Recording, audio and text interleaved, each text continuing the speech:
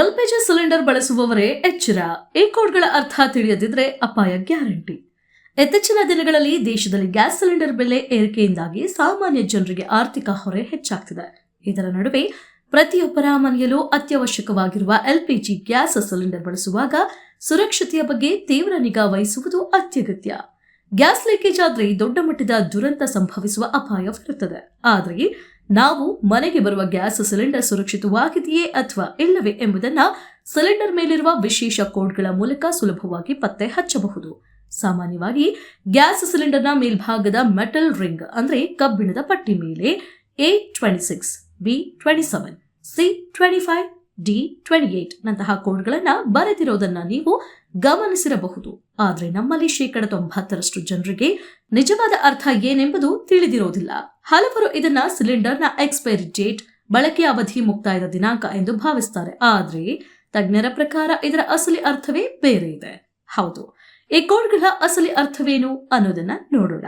Cylinder ಮೇಲೆ ಬರೆದಿರುವ ಈ ಕೋಡ್ಗಳು ಆ ಸಿಲಿಂಡರ್ನ ಸುರಕ್ಷತಾ ಪರೀಕ್ಷೆ ಅಂದ್ರೆ ಸೇಫ್ಟಿ ಟೆಸ್ಟ್ ಅಥವಾ ಹೈಡ್ರೋಸ್ಟಾಟಿಕ್ ಟೆಸ್ಟ್ ಅನ್ನ ಮುಂದಿನ ದಿನಗಳಲ್ಲಿ ಯಾವಾಗ ಮಾಡಬೇಕು ಎಂಬುದನ್ನು ಸೂಚಿಸುತ್ತದೆ.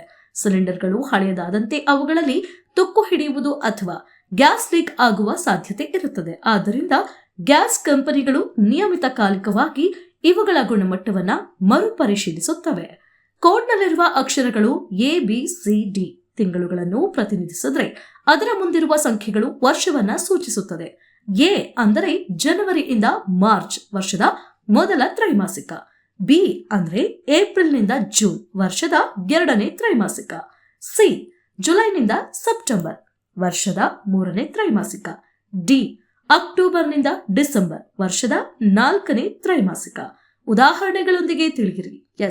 ಒಂದು ವೇಳೆ ನಿಮ್ಮ ಮನೆಗೆ ಬಂದ ಸಿಲಿಂಡರ್ ಮೇಲೆ B26 ಎಂದು ಬರೆದಿದ್ರೆ ಆ ಸಿಲಿಂಡರ್ ಅನ್ನ 2026ರ ಏಪ್ರಿಲ್ನಿಂದ ಜೂನ್ ಒಳಗಾಗಿ ಕಡ್ಡಾಯವಾಗಿ ಸುರಕ್ಷತಾ ಪರೀಕ್ಷೆಗೆ ಒಳಪಡಿಸಬೇಕು ಎಂದು ಅರ್ಥ. ಅದೇ ರೀತಿ D28 ಎಂದಿದ್ದರೆ 2028ರ ಅಕ್ಟೋಬರ್ನಿಂದ ಡಿಸೆಂಬರ್ ಅವಧಿಯಲ್ಲಿ ಅದರ ಮರುಪರೀಕ್ಷೆ ನಡೆಯಬೇಕು ಎಂದರ್ಥ. ಗ್ರಾಹಕರು ಏನ್ ಮಾಡಬೇಕು ಗೊತ್ತಾ? ನೀವು ಗ್ಯಾಸ್ ಸಿಲಿಂಡರ್ ಡೆಲಿವರಿ ಪಡೆಯುವಾಗ ಕಡ್ಡಾಯವಾಗಿ ಈ ಕೋಡ್ ಅನ್ನ ಪರಿಶೀಲಿಸಿ. ಪ್ರಸ್ತುತ ನಡೆಯುತ್ತಿರುವ ವರ್ಷ ಮತ್ತು ತಿಂಗಳಿಗಿಂತ ಹಳೆಯದಾದ ಕೋಡ್, ಉದಾಹರಣೆಗೆ ಪ್ರಸ್ತುತ ವರ್ಷಕ್ಕಿಂತ ಹಿಂದಿನ ವರ್ಷದ ಕೋಡ್ ಸಿಲಿಂಡರ್ ಮೇಲಿದ್ರೆ ಅಂತಹ ಸಿಲಿಂಡರ್ ಪಡೆಯಲು ನಿರಾಕರಿಸಿ. ಯಾಕೆಂದ್ರೆ ಗಡುವು ಮುಗಿದ ಸಿಲಿಂಡರ್ಗಳಲ್ಲಿ ತಪಾಸಣೆ ನಡೆಯದ ಕಾರಣ ಅಪಘಾತಗೊಳಗಾಗುವ ಸಾಧ್ಯತೆ ಹೆಚ್ಚು. ತಕ್ಷಣವೇ ನಿಮ್ಮ ಗ್ಯಾಸ್ ಏಜೆನ್ಸಿಯನ್ನ ಸಂಪರ್ಕಿಸಿ. ಆ ಸಿಲಿಂಡರ್ ಅನ್ನ ಬದಲಾಯಿಸಿಕೊಡುವಂತೆ ಕೇಳಿ. ಸುರಕ್ಷಿತ ಪರೀಕ್ಷೆಯಲ್ಲಿ ಪಾಸಾದ ಸಿಲಿಂಡರ್ಗಳಿಗೆ ಮಾತ್ರ ಕಂಪನಿಗಳು ಮುಂದಿನ ಹೊಸ ದಿನಾಂಕದ ಕೋಡ್ ಅನ್ನ ಪ್ರಿಂಟ್ ಮಾಡಿ ಮಾರುಕಟ್ಟೆಗೆ ಬಿಡುಗಡೆ ಮಾಡುತ್ತವೆ. ಹೀಗಾಗಿ ಸಣ್ಣ ನಿರ್ಲಕ್ಷ್ಯಕ್ಕೂ ಅವಕಾಶ ನೀಡದೆ ಜಾಗೃತರಾಗಿರಿ.